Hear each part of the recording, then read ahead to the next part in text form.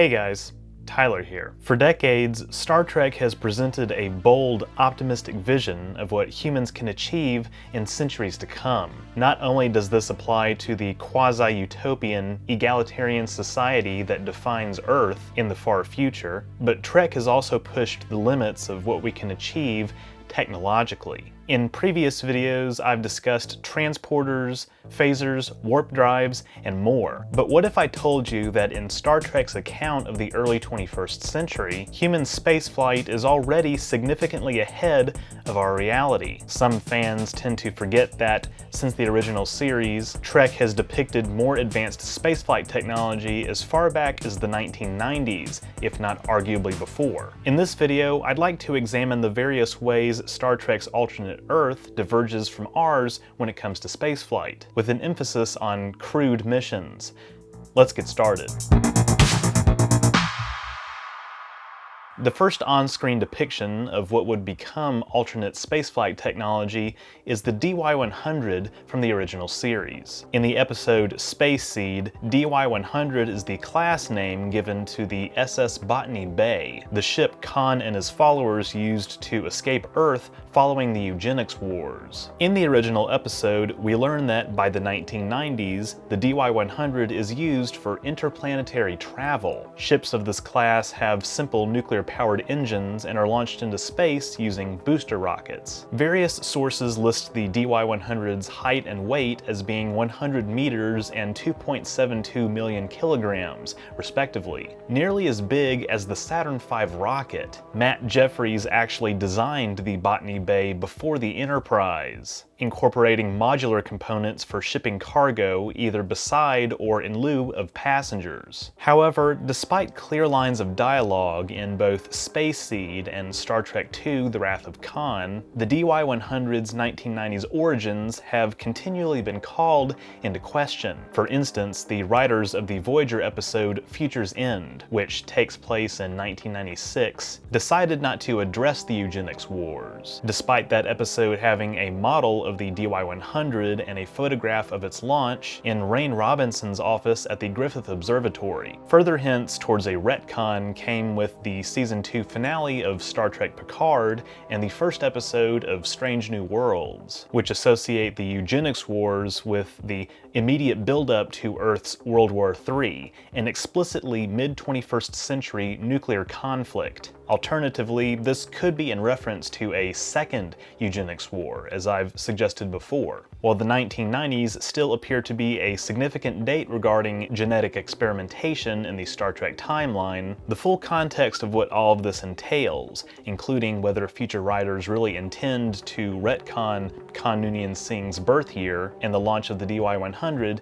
is still unclear. Regardless, another detail that sets the Botany Bay apart from other ships of its era is its use as a sleeper ship. This is in line with another development we see during the 1990s in Star Trek: cryogenic stasis. As we see in the Next Generation episode The Neutral Zone in 2364, the Enterprise D encounters an adrift space module, the SS Birdseye, with humans cryogenically frozen after their deaths. This demonstrates a particular obsession among contemporary humans with ultra-long distance travel, and how to deal with the issues it presents. In any event, in Space Seed, Enterprise historian Marla McGivers says that due to the time involved, sleeper ships were necessary until around the year 2018, when some unspecified breakthrough is made in propulsion technology. Presumably this is in reference to interplanetary travel, as warp is still a few decades away. Regarding low Earth orbit, we do see an example of an early 21st century single-stage-to-orbit vehicle with the OV-165, which utilizes real-world aerospike engines that enable the spacecraft to launch without the assistance of conventional booster rockets. First featured in the opening title sequence of Star Trek Enterprise, the OV-165 is a direct descendant of NASA's Space Shuttle. We learn in Star Trek Picard that the OV-165 5 is used for launching commercial and scientific satellites, as well as delivering components to interplanetary vehicles like the Shango X-1. StarTrek.com further describes the OV-165 as a hypersonic space plane. While no agency logo appears on the OV-165, its registry follows the same system used by NASA from 1981 to 2011 for the Space Shuttle program, starting with Challenger OV-099 and Enterprise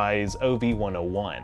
Another example of pre-warp spaceflight comes from the film Star Trek Into Darkness. Models of several notable space vessels from Earth's past can be seen on display in Admiral Marcus's office, including the Ares 5 rocket from NASA's Constellation Program. Commissioned as part of President George W. Bush's vision for space exploration, I know the human being and fish can coexist peacefully. In response to the Columbia disaster, the Constellation Program laid out a concrete timeline to return to the Moon by 2020 and reach Mars by the 2030s. The Ares 5 would have been used to carry cargo to Mars, as well as launch the Earth departure stage and Altair transport vehicle for lunar missions. The complementary Ares 1 rocket would have carried the semi-reusable crewed Orion spacecraft, later repurposed for NASA's Artemis program. In real life, the Constellation Program was canceled in 2010 by President Barack Obama. I understand that some believe that we should attempt a return to the surface of the Moon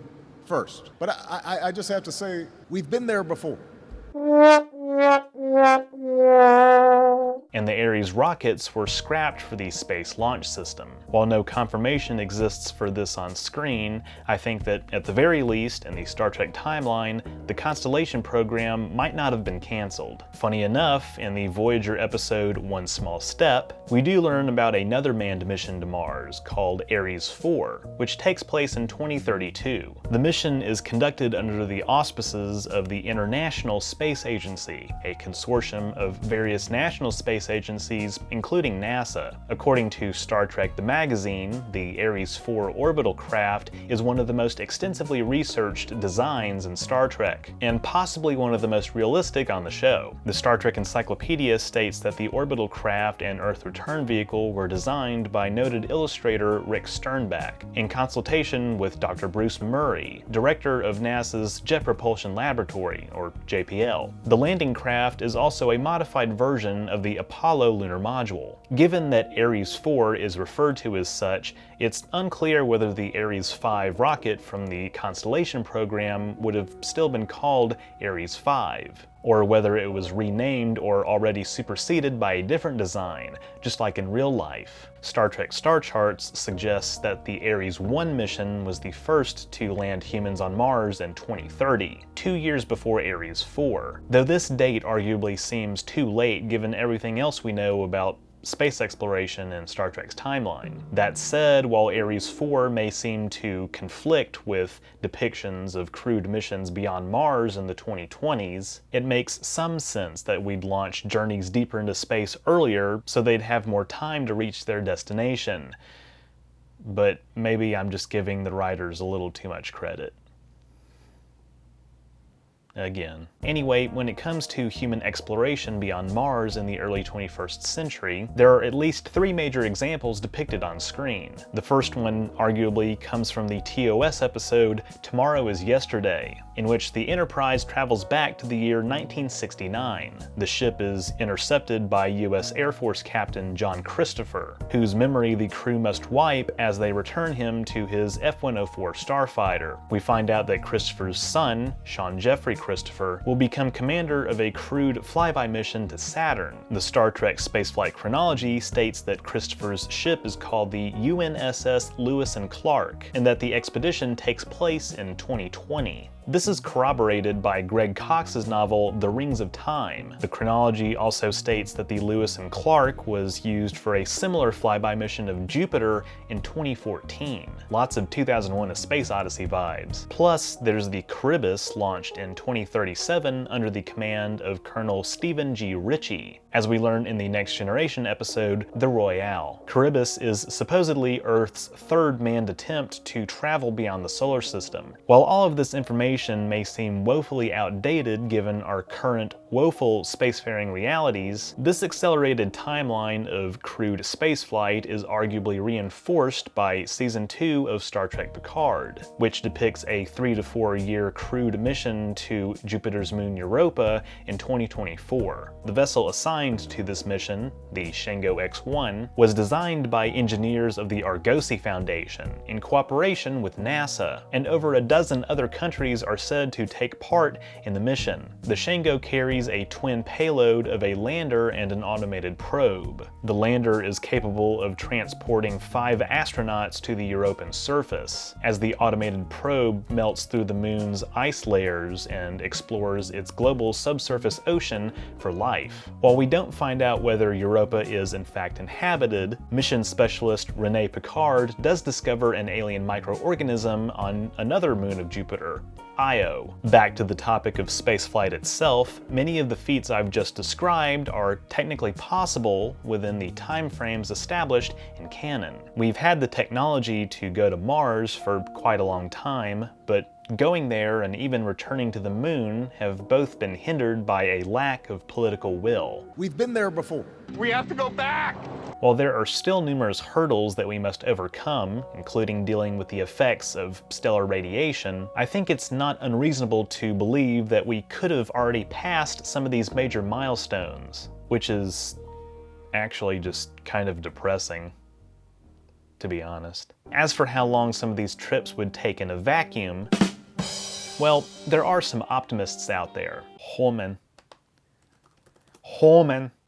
The lowest energy transfer to Mars would take 9 months and is called the Hohmann Transfer Orbit, named after German physicist Walter Hohmann. It involves staying on Mars for 16 months, followed by a 9-month return trip to Earth for a 34-month round trip. A much more flexible proposal called ballistic capture was proposed in 2014, which utilizes a gravity assist and ion thrusters to consume less fuel. Under such a mission, we could reach Mars in 5 months and spend far less time on the red planet's surface than under the Hohmann method. Some even believe it could be done in 4 months using on-orbit staging. Given the right orbital mechanics, these trips could be far more fuel efficient than they initially sound. Of course, the energy needed for a transfer between Earth and Mars is lowest at fixed 26-month intervals due to both planets' orbital characteristics. Even assuming the most optimistic timeframes for reaching Mars using current technology, it probably would still take more than 3 years to reach Jupiter. At close approach, Mars's distance from Earth is anywhere between 34 and 64 million miles, whereas Jupiter, which revolves around the Sun more slowly, is 365 million miles away, and Saturn is 746 million miles away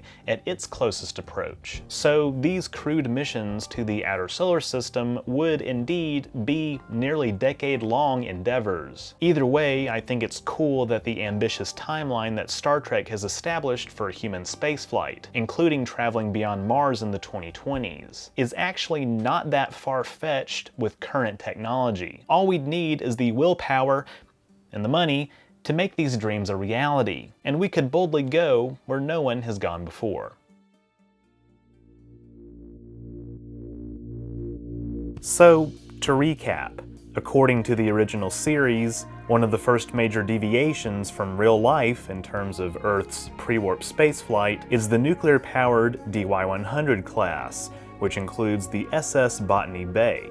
Following the retirement of the space shuttle in the early 2010s, NASA would begin using the OV-165 spaceplane, which utilizes aerospike engines to conserve fuel. In the Star Trek timeline, NASA's Constellation Program might not have been canceled, and the Ares 5 rocket may have been used to carry cargo to Mars.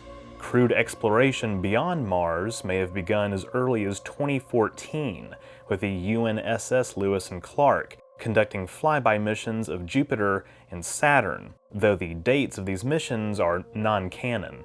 A crewed mission to Europa in 2024 is, however, depicted in Season 2 of Star Trek Picard. Finally, the Ares 4 manned Mars mission in 2032 is depicted in the Voyager episode One Small Step. I obviously glossed over quite a few late 20th and early 21st century craft mentioned in Star Trek, such as the Nomad probe from the TOS episode The Changeling, and Voyager 6 from the motion picture. And there's also the aborted nuclear warhead platform in the episode Assignment Earth. But I really wanted to focus more on crewed spaceflight in this video. So what's your favorite concept for an alternate pre-warp human vessel in Star Trek? And how fast do you think that we could catch up to our counterparts in Star Trek's reality? Let me know down below. Thank you all so much for watching. If you enjoyed this video, be sure to leave a thumbs up down below and don't forget to share it. That stuff really helps me out. If you haven't subscribed yet, be sure to do that as well so you won't miss future uploads, and click the bell icon to receive all notifications. If you want to support my work even further, becoming a patron or a member is a great way to do so. Links to those, as well as my social media and merch store, are in the description. That's all I have for this week. Live long and prosper.